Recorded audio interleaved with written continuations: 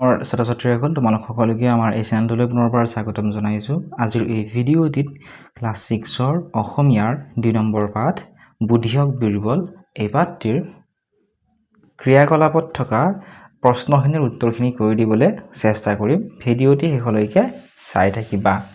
2 নম্বৰত দিছিল যে বুদ্ধিয়ক বীৰবল কাহিনীটো নিজৰ কথাৰে কোৱা। তোমালোকে নিজে চেষ্টা কৰিবা, যদি নোৱাৰা কমেন্ট সেকশনত জনাবা। 3 নম্বৰৰ পৰা মই তোমালোকক কৰি দিছোঁ। 3 নম্বৰত দিছিল কোৱা আৰু লিখা। ক নম্বৰটো দিছিল অৰণ্যত চিকাৰ কৰি কোনে ভাল পাইছিল। আৰু অৰণ্যত চিকাৰ কৰিবলৈ কোনে বেছি গৈছিল বা কোনে বেছি ভাল পাইছিল সুধিছে। এই প্ৰশ্নটোৰ উত্তৰ তোমালোকে এনেধৰণে লিখিবা। অৰণ্যত চিকাৰ কৰি আকবৰে ভাল পাইছিল। খ নম্বৰ প্ৰশ্ন আছিল ফেঁচা দুটাই কুৰিলিয়াই থকা দেখি আকবৰে বীৰবলক কি সুধিছিল। উত্তৰটো লিখিবা এনেধৰণে। ফেঁচা দুটাই কুৰিলিয়াই থকা দেখি আকবৰে বীৰবলক সুধিছিল যে বীৰবল, তুমিতো পশু পক্ষীৰ মাত বুজি পোৱা, কোৱাচোন এই ফেঁচা দুটাই কি কথা পাতি আছে। গ নম্বৰ প্ৰশ্ন আকবৰৰ প্ৰশ্নৰ উত্তৰত বীৰবলে কি কৈছিল। উত্তৰটো লিখিবা এনেধৰণে। আকবৰৰ প্ৰশ্নৰ উত্তৰত বীৰবলে ক'লে, জাহাপনা, ফেঁচা দুটা দুখন অৰণ্যৰ ৰজা, সিহঁত দুয়োৰে সন্তানৰ মাজত বিয়া পথাৰ কথা আলোচনা কৰি আছে। ঘ নম্বৰ প্ৰশ্ন পশু পক্ষী নোহোৱা কেইখন অৰণ্য দিব পৰা যাব বুলি ৰাজকোঁৱৰৰ পিতৃয়ে সুধিছিল। উত্তৰটো লিখিবা এনেধৰণে। পশু পক্ষী নোহোৱা 40খন অৰণ্য দিব পৰা যাবনে বুলি ৰাজকোঁৱৰৰ পিতৃয়ে সুধিছিলে। ঙ নম্বৰ প্ৰশ্ন ৰাজকন্যাৰ পিতাকে বৰ্তমান কেইখন তেনে অৰণ্য দিব পাৰিব বুলি কৈছিল। উত্তৰটো লিখিবা যে ৰাজকন্যাৰ পিতাকে অৰ্থাৎ দেউতাকে বৰ্তমান 25খন মানহে তেনে অৰণ্য দিব পাৰিব বুলি কৈছিল। প্ৰথম 6 নম্বৰ ৰাজকন্যাৰ পিতাকে 2 মাহ সময় কিয় বিচাৰিছিল।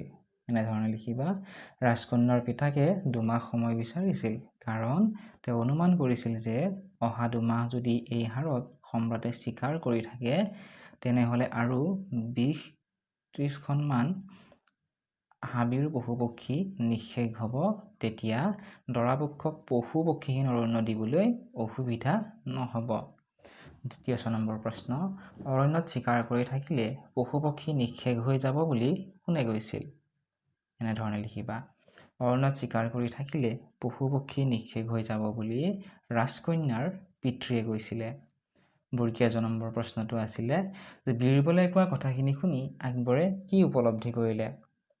বীৰবলৰ কথাখিনি শুনি আকবৰে উপলব্ধি কৰিলে যে এনেদৰে চিকাৰ কৰি থাকিলে অৰণ্যখনত পশু পক্ষী নাথাকিব। জ নম্বৰ প্ৰশ্ন আকবৰে শেষত বীৰবলক কি কথা কৈছিল। এনেধৰণে লিখিবা। আকবৰে শেষত বীৰবলক ক'লে যে আমাৰ আজিৰ অৰণ্য ভ্ৰমণ বৰ ফলপ্ৰসূ হ'ল আৰু ভৱিষ্যতে চিকাৰ কৰাৰ হেঁপাহো মোৰ নাইকিয়া হ'ল। গতিকে বোলা ৰাজপ্ৰাসাদলৈ উভতি যাওঁ। নেক্সট দিছে 4 নম্বৰটো পাঠটোৰ কঠিন শব্দবিলাকৰ অৰ্থ শিক্ষকক সুধি বা শব্দ সম্ভাৰ চাই জানি লোৱা।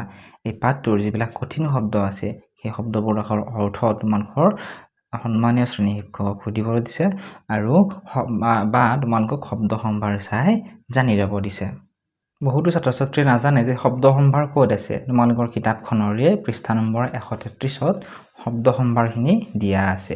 তাত প্ৰত্যেকটো টান শব্দৰ অৰ্থ তোমালোকৰ বাবে দিয়া আছে। তোমালোকে ইয়াৰ পৰা চাই ল'ব পাৰিবা। ইয়াৰ পৰাই তোমালোকে সেই পাঠটোৰ পৰা কেইটামান শব্দৰ অৰ্থ লিখি ল'বা। 5 নম্বৰত দিছিল দলত আলোচনা কৰি উত্তৰ লিখা। ক নম্বৰ আকবৰে কোৱাৰ দৰে বীৰবলে প্ৰকৃততে পশু পক্ষীৰ মাত বুজি পাইছিল নে। যদি বুজি পোৱা নাছিল তেনেহলে তেওঁ বুজাৰ ভাও কিয় জুৰিছিল। আকবৰে কি কৈছিল। আকবৰে কোৱাৰ দৰে বীৰবলে প্ৰকৃততে আচলতে পশু পক্ষীৰ মাতসমূহ বুজি পাইছিল নে। যদি সেই বুজি পোৱা নাছিল তেনেহলে কিহৰ কাৰণে বুজাৰ ভাও ধৰিছিল তোমালোকক লিখিব দিছে। তোমালোকে এনেধৰণে লিখি ল'বা। উত্তৰটো লিখিবা যে আকবৰে কোৱাৰ দৰে বীৰবলে প্ৰকৃততে পশু পক্ষীৰ মাত বুজি পোৱা নাছিল। বীৰবলে পশু পক্ষীৰ মাত বুজি পোৱাৰ ভাও ধৰাৰ কাৰণটো হ'ল তেওঁ আকবৰক বুজাবলৈ বিচাৰিছিল যে সদায় পশু পক্ষী চিকাৰ কৰি থাকিলে এদিন হাবিৰ সকলো পশু পক্ষী নিঃশেষ হ'ব বা নোহোৱা হৈ যাব।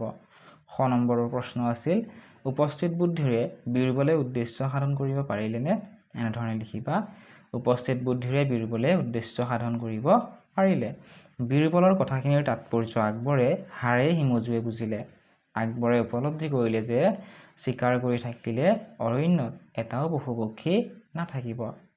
6 নম্বৰ প্ৰশ্ন আছিল কোনে কাক কিয় কৈছিল?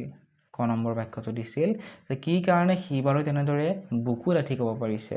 এই বাক্যটো কোনে কাক আৰু কিয় কৈছিল সুধিছে। উত্তৰটো এনেধৰণে লিখিবা যে কথাষাৰ আকবৰে বীৰবলক কৈছিল যেতিয়া ৰাজকন্যাৰ পিতৃয়ে 2 মাহ পিছত এটাও পশু পক্ষী নোহোৱা 40খন অৰণ্য ৰাজকন্যাৰ লগত দিব পাৰিব বুলি কৈছিল তেতিয়া আচৰিত হৈ আকবৰে বীৰবলক কথাষাৰ কৈছিল। খ নম্বৰ বাক্যটো দিছিলে আমাৰ আজিৰ অৰণ্য ভ্ৰমণ বৰ ফলপ্ৰসূ হ'ল আৰু ভৱিষ্যতে চিকাৰ কৰাৰ হেঁপাহসমূহ নাইকিয়া হ'ল। গতিকে বোলা ৰাজপ্ৰসাদলৈ উভতি যাওঁ। এই কথাষাৰ আকবৰে বীৰবলক কৈছিল। উপস্থিত বুদ্ধি উলিয়াব পৰা বীৰবলে ফেঁচা দুটাৰ এটা কাহিনী সজাই আকবৰক কৈছিল। বীৰবলৰ কোৱা কথাখিনিৰ তাৎপৰ্য আকবৰে হাড়ে হিমজুৱে বুজিলে। তেওঁ গমি পিটি চাই উপলব্ধি কৰিলে যে চিকাৰ কৰি থাকিলে অৰণ্যত পশু পক্ষী নাথাকিব। সেইকাৰণে আকবৰে বীৰবলক কৈছিল যে আমাৰ আজিৰ অৰণ্য ভ্ৰমণ বৰ ফলপ্ৰসূ হ'ল আৰু ভৱিষ্যতে চিকাৰ কৰাৰ হেঁপাহসমূহ নাইকিয়া হ'ল। গতিকে বোলা ৰাজপ্ৰাসাদলৈ উভতি যাওঁ। নেক্সট চোৱা 7 নম্বৰত দিছে পাঠটো পঢ়ি যুক্তাক্ষৰ থকা শব্দকেইটা বিচাৰি উলিওৱা আৰু প্ৰতিটো যুক্তাক্ষৰেৰে দুটাকৈ নতুন শব্দ লিখা। যেনে তোমালোকে 40 শব্দটো পাঠটিত পাইছিলা। 40 শব্দটোৰ লয়লল্যটো কি হৈ আছে? এইটো হৈছে যুক্তাক্ষৰ।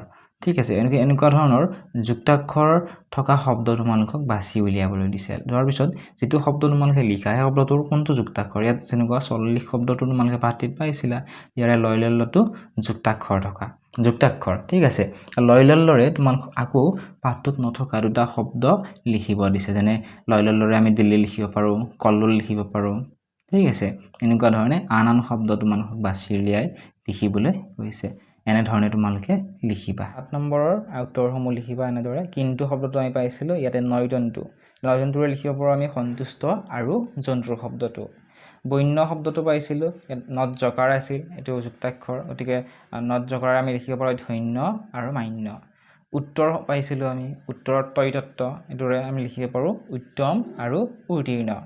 ভৱিষ্যত শব্দটো পাইছিলোঁ ভৱিষ্যতে, ইয়াত আমি লিখিব পাৰোঁ শিষ্য আৰু ভৱিষ্যতদ্ৰষ্টা। খ নম্বৰত দিছিলে ভাষা অধ্যয়ন, ব্যৱহাৰিক ব্যাকৰণ। 8 নম্বৰটোত দিছিল যে পাঠটোত পশু পক্ষী জীৱ জন্তু আদি জুৰীয়া শব্দ পাইছা। এইবিলাক হৈছে একোটা জুৰীয়া শব্দ। তোমালোকে পাঠটিত পাইছিলা নহয় পশু পক্ষী, জীৱ জন্তু, ঠিক তেনেকুৱা মানুহ দুনুহ, ঘৰ দুৱাৰ, এইবিলাক হৈছে জুৰীয়া শব্দ। এনেকুৱা ধৰণৰ শব্দ আমি দৈনন্দিন জীৱনত প্ৰায়ে ব্যৱহাৰ কৰোঁ। দলত ভাগ হৈ বিভিন্ন জুৰীয়া শব্দ লিখিব দিছে। তোমালোকে নিজেই বহুতো জুৰীয়া শব্দ জানা, যেনে ঘৰ দুৱাৰ, চৰাই চিৰিকটি, মানুহ দুনুহ, এইবিলাক হৈছে একোটা জুৰীয়া শব্দ। এনেকুৱা ধৰণৰ শব্দ আমাক লিখিব দিছে, গতিকে এনেধৰণে তোমালোকে লিখিবা। 8 নম্বৰৰ উত্তৰটো লিখিবা এনেধৰণে। আমি দৈনন্দিন ব্যৱহাৰ কৰি থকা শব্দবোৰ লিখিব পাৰোঁ আমদানি ৰপ্তানি, গাড়ী মটৰ, মানুহ দুনুহ, চৰাই চিৰিকটি, গছ গছনি, কাপোৰ কানি, ৰীতি নীতি, কাগজ কলম আৰু পুথি বাজি। লগতে মাক বাপেক, পিতৃ মাতৃ, স্কুল কলেজ, চাকৰি বাকৰি ইত্যাদি আমি আন বহুতো শব্দ আছে, তোমালোকে নিজেও চেষ্টা কৰি লিখিব পাৰা। নেক্সট 9 নম্বৰত দিছিল সুবিধা পাই বীৰবলে অতি মনোযোগেৰে ফেঁচা দুটাৰ কথোপকথন শুনাৰ ভাও জুৰিলে। এইটো আমাক বাক্য দিছে, আৰু এবাৰ বাক্যটো পঢ়ি দিছোঁ। বাক্যটো দিছিলে আমাক যে সুবিধা পাই বীৰবলে অতি মনোযোগেৰে ফেঁচা দুটাৰ কথোপকথন শুনাৰ ভাও জুৰিলে। এই যিটো বাক্য, এই বাক্যটোত থকা ভাও জুৰিলে খণ্ড বাক্যই এনেয়ে শুনি থকা যেন বুজাইছে। গতিকে তলৰ বাক্যবোৰত ব্যৱহাৰ হোৱা, ইয়াতে চোৱাচোন জুৰিলে শব্দ আছে, প্ৰত্যেকটো বাক্যতে জুৰিলে আছে শব্দটো আছে। এই বাক্যকেইটাত ব্যৱহাৰ হোৱা জুৰিলে শব্দটোৱে কোনটো বাক্যত কি অৰ্থ প্ৰকাশ কৰিছে ক'বলৈ দিছে। ক নম্বৰটো আমাক দিছিলে যে ভোজৰ ভাত আঞ্জা কাণে কাণ মাৰিহে জুৰিলে। ইয়াত এই জুৰিলে যিটো শব্দ আছে এই শব্দটোৱে কি অৰ্থ প্ৰকাশ কৰিছে সুধিছে এনেধৰণে তোমালোকে লিখিবা ভোজৰ ভাত আঞ্জা কানে কানে মাৰিহে জুৰিলে ইয়াত জুৰিলে শব্দটোৱে প্ৰয়োজনৰ জোখাৰে উচ্চাৰিত হোৱা বুজাইছে খ নম্বৰ দিছিল ৰামচন্দ্ৰই ধনুত বান জুৰিলে ইয়াত জুৰিলে শব্দটোৱে ধনুত বান লগোৱা বুজাইছে গ নম্বৰ দিছিল তাঁত বাতি জুৰিলে বোৱনীৰ গাত তত নাথাকে ইয়াতে জুৰিলে শব্দটোৱে আৰম্ভ কৰা বুজাইছে ঘ নম্বৰ দিছিল পুনিয়ে পুখুৰী জুৰিলে তাৰ বিধান মৰা টান ইয়াতে ভৰি পৰা বুজাইছে জুৰিলে শব্দটোৱে ভৰি পৰা বুজাইছে 10 নম্বৰত দিছিল কোৱাচোন এই ফেঁচা দুটাই কি কথা পাতি আছে এইটো আমাক বাক্য দিছে ঠিক আছে এই ওপৰৰ বাক্যটোত ব্যৱহাৰ হোৱা কথা পাতি বাক্যাংশই আলোচনা কৰা অৰ্থহে প্ৰকাশ কৰিছে সেইদৰে কথা শব্দটোৰ লগত আন শব্দ লগ লাগি গঠিত হোৱা জতুৱা ঠাচকেইটা চোৱা আৰু শিক্ষকক সুধি অৰ্থ আৰু ব্যৱহাৰ জানি লোৱা এইটো আমাক বাক্য দিছিল যে কোৱাচোন এই ফেঁচা দুটাই কি কথা পাতি আছে এই বাক্যটোত ব্যৱহাৰ হোৱা কথা পাতি বাক্যাংশই আলোচনা কৰি থকা অৰ্থ প্ৰকাশ কৰিছে কথা পাতি থকা মানে কি ইয়াতে আলোচনা কৰি থকাত অৰ্থটো প্ৰকাশ কৰিছে ঠিক আছে ঠিক তেনেদৰে আমাক কথা শব্দটোৰ লগত আন আন শব্দ লগ লাগি গঠিত হোৱা জতুৱা ঠাচ কেইটামান দিছে যেনে কথা ক কথা ল কথা বতৰা কথা ক কথা চোবা আৰু কথা চহকী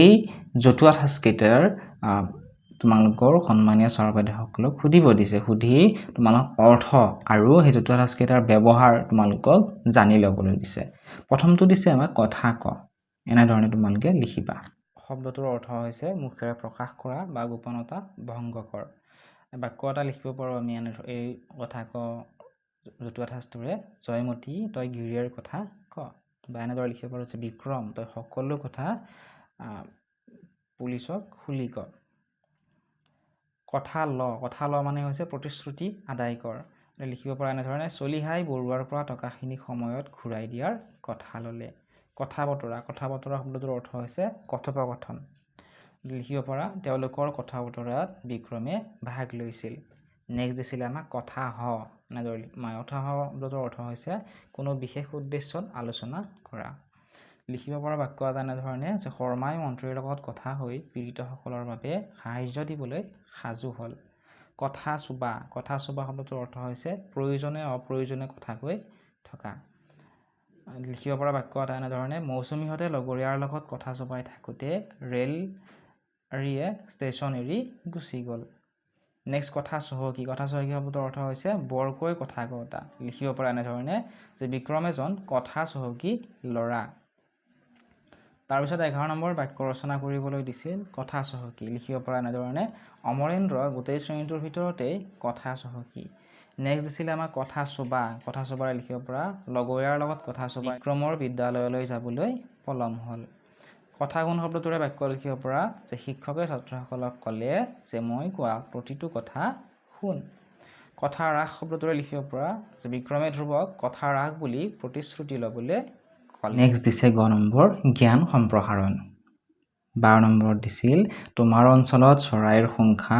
আগতকৈ কমিছে নে বাঢ়িছে চৰাইবোৰ কি কাৰণত কমি যায় চৰাইৰ সংখ্যাৰ লগত গছ-গছনিৰ সম্পৰ্ক কি দলত আলোচনা কৰা আৰু প্ৰয়োজন বোধে শিক্ষকৰ সহায় ল'বা মানে কি কৈছে তোমালোকৰ অঞ্চলত তুমি থকা অঞ্চলত চৰাইৰ সংখ্যা আগতকৈ কমিছে নে বাঢ়িছে সুধিছে যদিহে কমিছে সেই চৰাইবোৰ কি কাৰণত কমিছে আৰু চৰাইৰ সংখ্যাৰ লগত আৰু চৰাইবোৰ যে কমি গ'ল ইয়াৰে গছ-গছনিৰ সম্পৰ্ক কি তোমালোকক দলত বহি অৰ্থাৎ তোমালোকৰ শ্ৰেণীৰ আন তোমালোকৰ বন্ধু-বান্ধৱীৰ লগত বহি তোমালোকক আলোচনা কৰিব দিছে আৰু যদি কিবা অসুবিধা পোৱা তোমালোকৰ সন্মানীয় ছাৰ বাইদেউসকলৰ তোমালোকক সহায় ল'বলৈ কৈছে যে নিজে চেষ্টা কৰিবা নোৱাৰিলে তোমালোকৰ শ্ৰেণী শিক্ষকক সুধিবা 13 নম্বৰত দিছিল অসমৰ ৰাষ্ট্ৰীয় উদ্যান কেইখনৰ নাম লিখা কোনখন ৰাষ্ট্ৰীয় উদ্যান কি কাৰণে বিখ্যাত শিক্ষকক বা